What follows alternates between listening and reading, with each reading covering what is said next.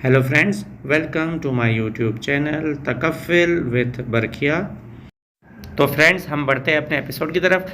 और जैसा कि अब आप समझ गए होंगे कि हमारा आज का टॉपिक है salary from treasury for local government employees. बल्दियाती मुलाजमीन की तनख्वाह ट्रेजरी से हो सकती है या नहीं। इस मैटर को डिस्कस करने के लिए ज़रूरी है कि हम पहले ये जानें कि लोकल गवर्नमेंट है क्या। लोकल गवर्नमेंट को जानने के लिए हम मुताला करते हैं आईन पाकिस्तान का। आईन पाकिस्तान वो पिलर है, वो बुनियाद है कि जिसकी बेस पे तमाम के तमाम कवानीन पाकिस्तान में बनाए जाते हैं या इम्प्लीमेंट किए जाते हैं। और ये तमाम कवानीन जानना, बनाना, ये सब आईन पाकिस्तान की हदूद में रहते हुए करना ज़रूरी है। आईन पाकिस्तान की शिक नंबर 32 के हिसाब से रियासत जो है वो बढ़ावा देगी लोकल गवर्नमेंट इदारों को कि जो कि कंपोज किए जाएंगे, बनाए जाएंगे उसी इलाके के रिप्रेजेंटेटिव्स के ज़रिए से, कि जिसके अंदर वो उस इलाके की नुमाइंदगान में ख़वातीन, वर्कर्स, मज़दूर सब शामिल होंगे। ये बात तो वाज़ेह हो गई कि बल्दियाती इदारों में अवामी नुमाइंदगान शामिल होंगे, लेकिन उनके साथ जो स्टाफ शामिल होगा उनकी तनख्वाहें क्या वफाकी या सूबाई ट्रेजरी के ज़रिए से होगी या उसका कोई और सिस्टम मुतारिफ़ कराया जाएगा। तो इस हवाले से दोबारा हम चलते हैं आईन पाकिस्तान की तरफ।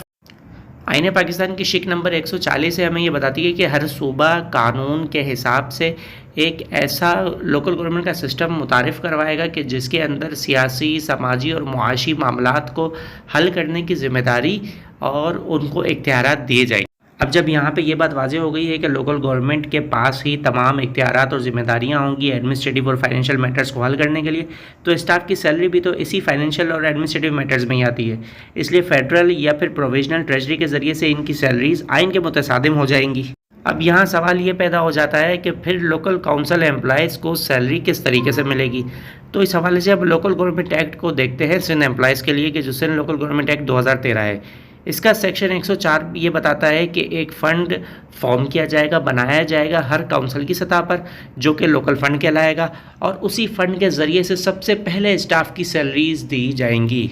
अब आपको भी गुस्सा आ रहा होगा ना कि जब वफाकी या सूबाई ट्रेजरी से सैलरी नहीं हो सकती तो ये MOU जो साइन हुआ है, इस MOU का क्या चक्कर है। तो आइए इस MOU के बारे में भी डिस्कस करते हैं कि इस MOU में क्या है। ये MOU बेसिकली एक तारुफ करवा रहा है एक फाइनेंशियल मैनेजमेंट इंफॉर्मेशन सिस्टम का। ये कंप्यूटराइज्ड वर्किंग है, कंप्यूटराइज्ड एक सॉफ्टवेयर है कि जिसके ज़रिए से बहुत सारे मामलात को, बहुत सारे मैटर्स को बआसानी हल किया जा सकता है। ये सॉफ्टवेयर बेसिकली इस वक्त बहुत सारे ममालिक में काम कर रहा है, ख़ास तौर पर उन ममालिक के अंदर के जिनकी एडमिनिस्ट्रेशन और जिनकी इकोनॉमिक इस वक्त बिल्कुल डाउन हो गई है क्राइसिस की वजह से। ये MOU आपको फेसबुक से भी मिल जाएगा और व्हाट्सएप के ज़रिए से भी मिल जाएगा, बहुत कुछ है, गूगल के ऊपर भी सर्च करने से मिल जाएगा। इसको अगर हम पॉइंट टू पॉइंट पढ़ेंगे तो शायद इस तरीके से समझ में ना आ सके कि एक पॉइंट को पढ़ेंगे तो दूसरे पॉइंट में क्या बात होगी, ये इसमें आप पुरानी बात भूल जाएं। मैं आपको इसको एक नए तरीके से समझाता हूँ, आइए मुझसे जुड़े रहिए और इसको देखिएगा कि इस MOU में बेसिकली है क्या। इसको एक पेज के अंदर मैं आपको समझाता हूँ। ये MOU बेसिकली 3 ऑफिसर्स के दरमियान साइन हुआ है। एक जो है वो controller general of accounts Islamabad के DG MIS है, दूसरा सेक्रेटरी लोकल गवर्नमेंट और तीसरा सेक्रेटरी फाइनेंस। 2 साल के टाइम पीरियड में हुआ है कि जिसका स्कोप ये है, जिसका मकसद ये है कि ये टेक्निकल असिस्टेंस प्रोवाइड करेंगे इस financial accounting and budgeting system local councils के लिए, और वो टेक्निकल असिस्टेंस प्रोवाइड करेंगे क्लिक प्रोजेक्ट को। अब ये पूरा MOU समझने के लिए इतना समझ लें कि ये तीनों ऑफिसर्स जो है ये FABS यानी financial accounting and budgeting system local councils का FABS है, और दूसरी तरफ क्लिक है। अब इस MOU में क्या क्या चीज़ें डिस्कस हो रही हैं ये मज़ीद मैं आपको बताता हूँ। आइए मैं इसको आसानी से आपको समझा देता हूँ कि ये FABS और क्लिक, अब इनका आपस में क्या कॉम्बिनेशन है। जैसे कि ये सॉफ्टवेयर है तो सॉफ्टवेयर के पेरोल और पेंशन का मास्टर रिकॉर्ड बनने के लिए जो लाइसेंस चाहिए वो FABS प्रोवाइड करेगा, जबकि उसकी मेंटेनेंस और उसके ऊपर जो काम, मेंटेनेंस के ऊपर और जो ऑपरेटिंग सिस्टम के ऊपर जो काम होगा वो उसका सारा खर्चा क्लिक बर्दाश्त करे। इस सॉफ्टवेयर के जो सालाना चार्जेस होंगे वो क्लिक बर्दाश्त करेगा।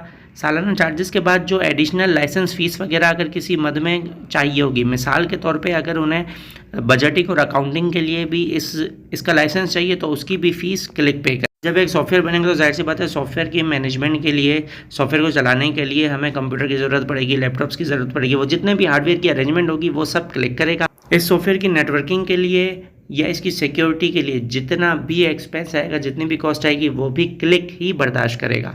इसके बाद डेटा ऑपरेशन के लिए और जो भी पर्सनल जो भी हायर किए जाएंगे, एम्प्लॉयमेंट जितनी भी हायर की जाएगी उन सबको भी क्लिक ही हायर करेगा और उनके एक्सपेंसेस भी क्लिक ही बर्दाश्त। डेटा एंट्री की तमाम तर जिम्मेदारी हत्ता के फाइलें अपलोडेबल बनाने तक की जिम्मेदारी भी जो है वो क्लिक के सर पर ही होगी।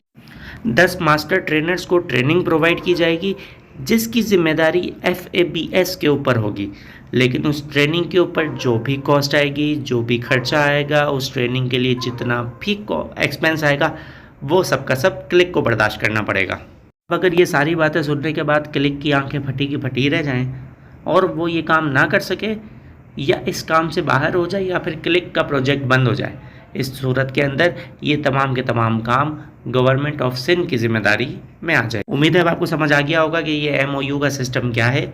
हमसे जुड़े रहिएगा। हमसे जुड़े रहने का तरीका बहुत ही आसान, बस हमारे चैनल को सब्सक्राइब कीजिए, हमारी वीडियोस को लाइक कीजिए, शेयर कीजिए, बेल आइकन को प्रेस कर दीजिए और हमें फीडबैक ज़रूर दीजिएगा।